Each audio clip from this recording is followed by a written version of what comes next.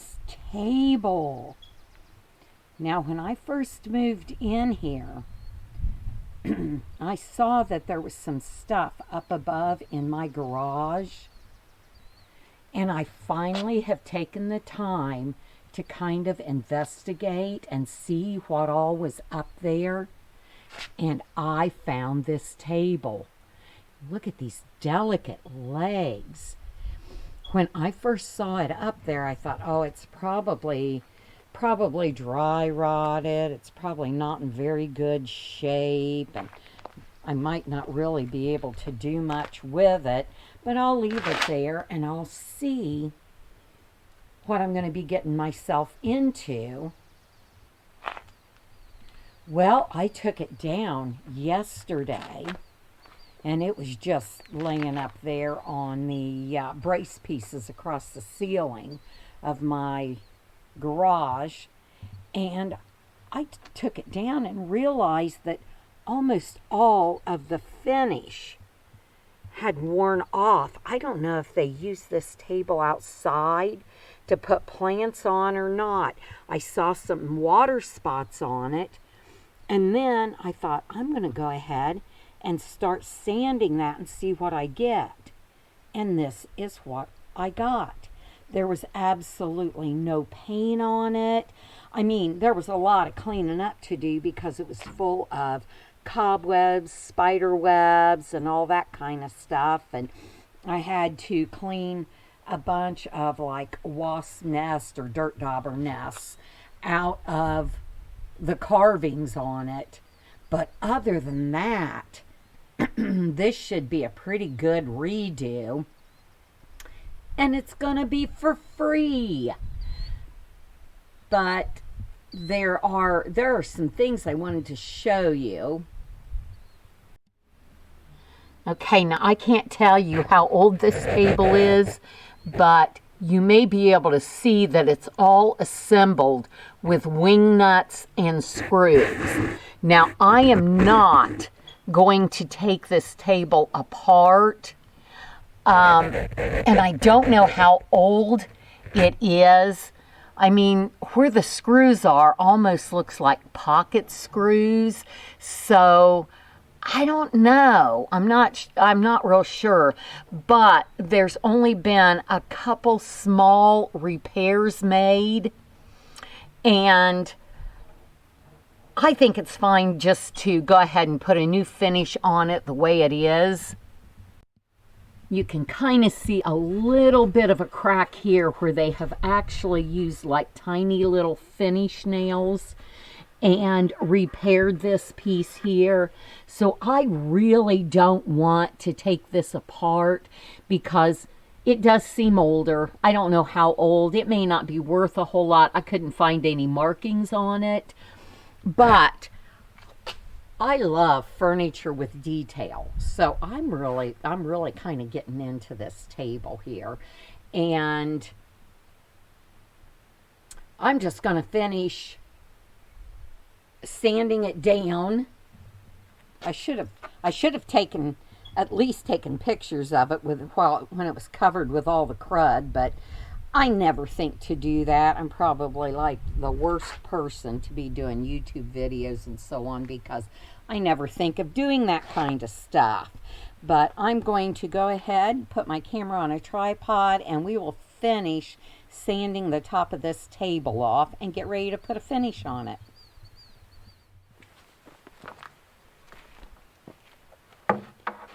Okay, I'm using 100 grit sandpaper on just a palm sander, and I'm just going to finish taking the rest of this old finish off here.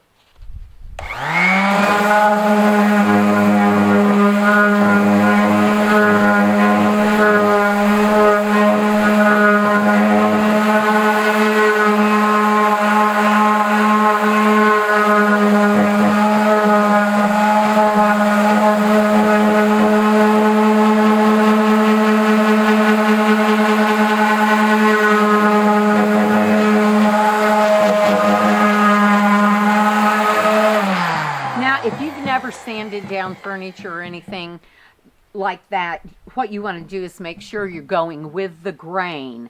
You generally start with a coarser sandpaper and work your way down. Some people go down to like a 220. This feels really, really smooth just with 100 grit. Now, I did not use a stronger grit because there isn't much finish left on here, so it really wasn't necessary, and I don't want to take off any more than is necessary.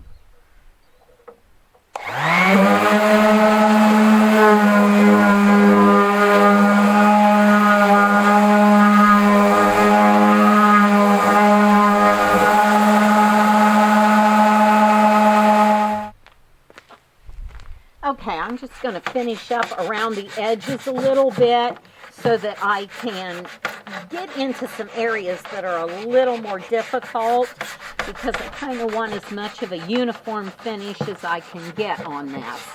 But one thing I wanted to bring up about this table is the fact that with it being bolted together, you can actually take it apart. If you were to find a table built like this, or any other piece of furniture built like this, and you wanted a pair, you could actually disassemble this table, use the pieces as a pattern, and make another table to match it. Now, I'm not going to do that at this time because I only need the one, but it is something you could do. And I have found just a few places where there's been some little gouges or scratches, and they're not going to come completely out, so I'm just going to clean them up. I'm just going to clean them up and leave them in there. And they're not so bad, but what I think a finish is going to fill in, and they're going to be just fine. So we're just going to leave them like that. But this has got to be one of the best ways to get free furniture. I mean, if you buy a place or you find furniture out alongside the road, along the street, a lot of people just set furniture out on the curb. And you can pick up curb furniture and do the same thing. Now, what I would recommend is check it out. Now, this one was loose. At first, I wasn't sure how well it was going to go because the legs were really loose. But with it being put together with wing nuts and bolts, they weren't in bad enough shape. But what all I had to do was take some pliers and tighten up those wing nuts, and then I took a screwdriver, and where the screws are in here, I tightened them up with my screwdriver. Everything is tight. Now it's wobbly now because the concrete I've got it sitting on is not level. It's on a slope, and it's not in very good shape. But it does set level. I mean, it's tight. Now, the wood's not super heavy wood, but it's not bad. It's not bad at all. So I am just going to put a finish on this. Got a little bit over here that still needs to come off.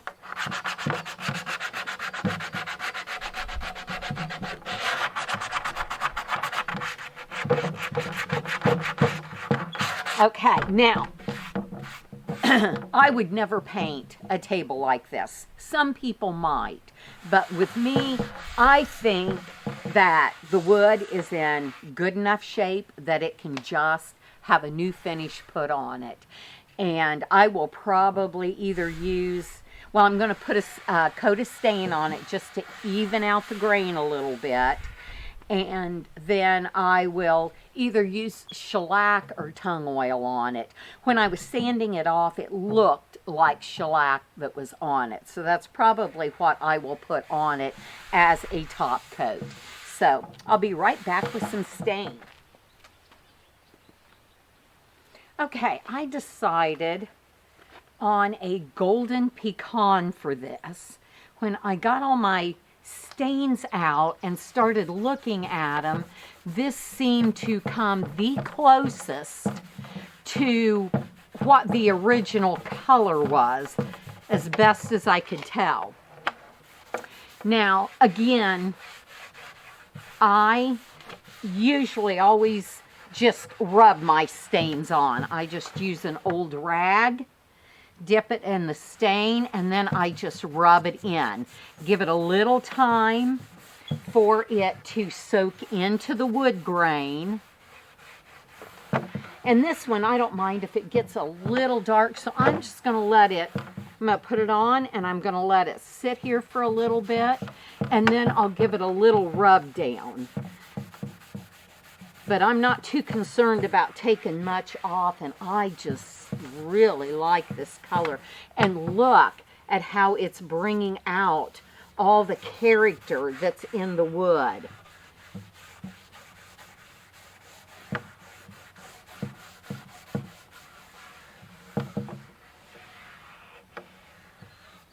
But yeah, anytime you find free furniture or somebody offers you furniture, if it's something that will fit in your home, take it, because, or even if you can't fit it into your home, you can redo furniture pieces and sell them. And it's a great way to get furniture basically for free. This is all just leftover stain that I've had from other projects that I'm using. So far, none of my projects I've spent any extra money. I've not gone out and bought anything special for them. I have just used the supplies I have on hand, some of them several years old.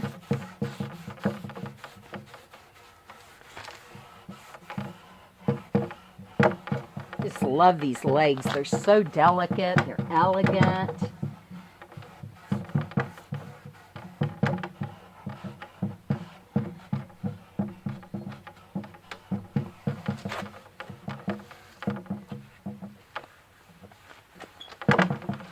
After it's set for a few minutes, then you can just take the clean part of your rag or get another rag and then just give it a good wipe down. That'll take off any of the excess stain that has not soaked in to the wood, and just gives you a beautiful, beautiful color on this. But this is a great way to save money on furnishing a home, whether you're just starting out or whether you're starting over, or whether you're just frugal and you don't want to spend a lot of money on furnishings.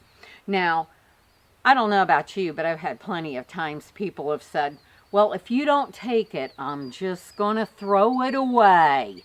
Now, I usually always say, I'll take it. But there are times when I've really regretted it, because I wind up putting more work into something than the piece is worth. But sometimes you get really lucky. And with this one, it just was left behind by previous owners. I don't know how many years it was up there in the top of the garage, but hey, I'll take it. I think it's a beautiful table. I'm going to go ahead and finish staining this. I don't think you need to watch me do the whole thing. And I'll be back in a little bit with some shellac. Now, once you've let your stain dry, then you can go ahead and put your top coat on, whatever you decide that should be. I'm going to go ahead and use shellac because I kind of wanted to honor what this piece was before. And when I was sanding it off, I'm pretty sure it was shellac that was on it, that had been used to finish it. So that's what I'm going to put on. Now, you want to make sure before you start doing the shellac, you go through, especially any places that you have any carving, anything like that where you might have had string lint, anything like that hang up when you were wiping your piece down. You want to make sure that that's all free and clear. You want to be working on a dry surface, and that's going to give you the best finish. I'm just going to go ahead and use a brush. Whoa, I spilled some. I am using Bullseye shellac because that's what I had on hand, and I guess my hand's going to be all covered with shellac as well. But we're not going to worry about that. We're just going to spread it out here on top. And I generally, on tables, I want to put usually at least 3 coats of a clear finish on top. That just gives you a little bit more wear and tear, gives you a little more protection from liquids and so on like that. And you don't have to be putting heavy coats on. It's much better to put on thin coats, let it dry, and then come back and add an extra coat if you need to. So I am going to work away at this and get 3 coats of shellac on this, and I will let it dry in between each coat. Now with this brush, I can just work down in all the cracks and the crevices. And you want to see right there, I kind of got a little aggressive with my brush and made it kind of bubble. You don't want bubbles in there if you can avoid it. You just have to kind of gently add this. But look at how the color's coming out. Look at the detail coming out. I just think it's beautiful. Let me scoot it back so you can maybe see the front a little bit better.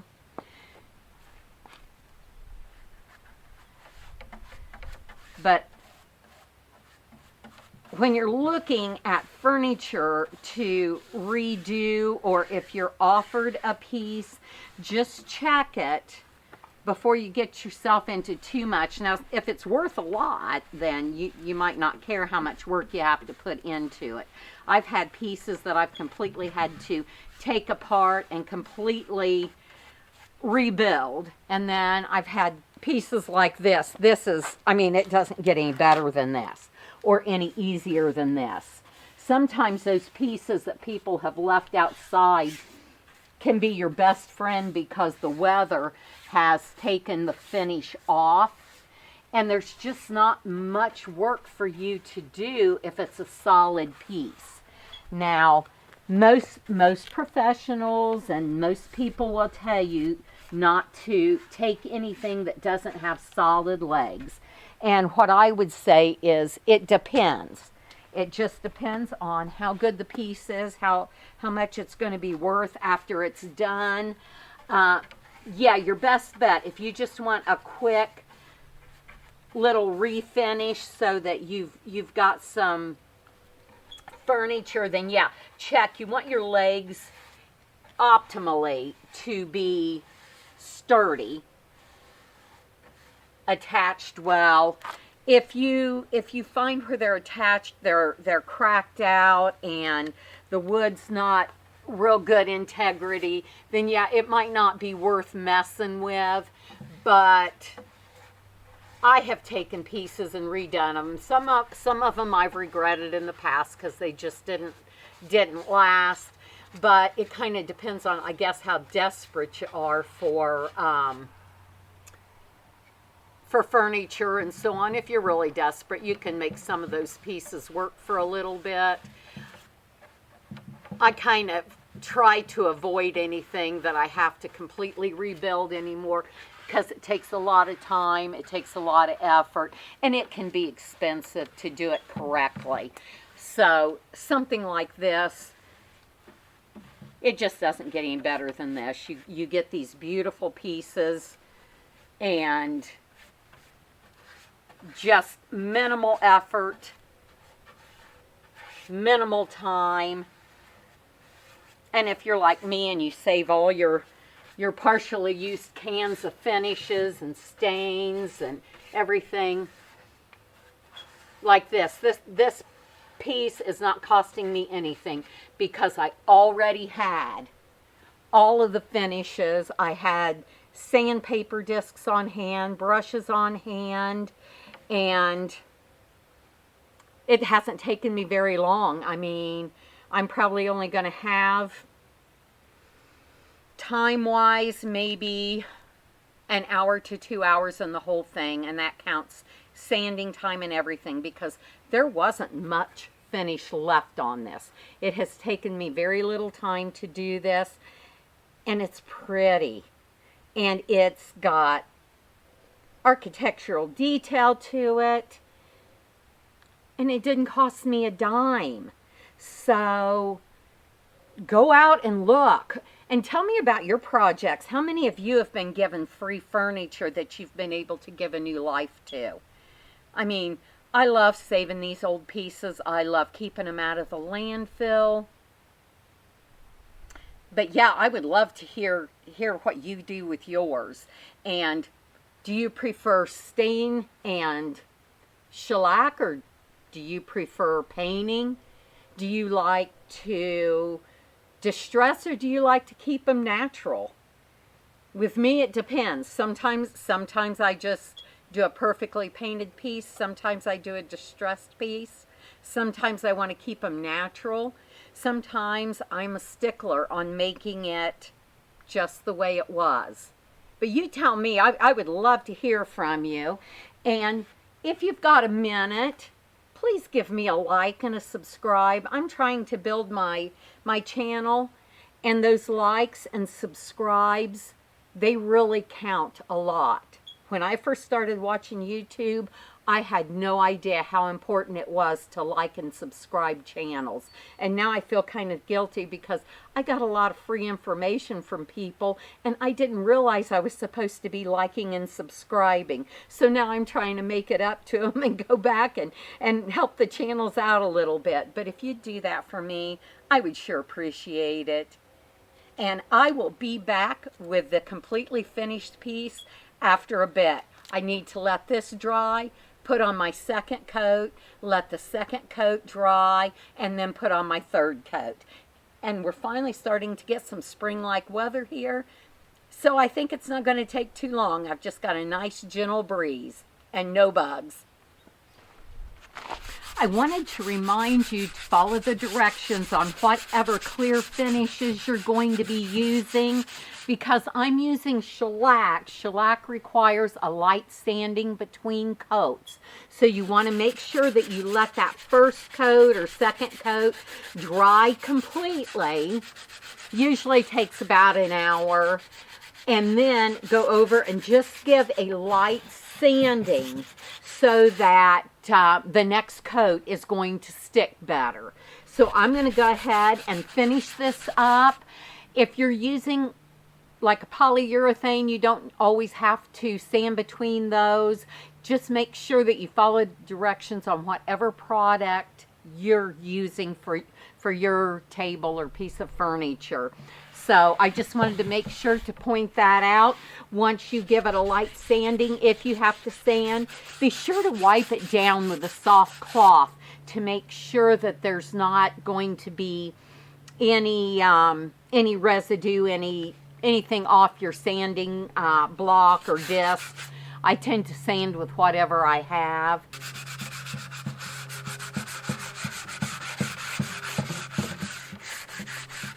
Okay, ready for coat number 3.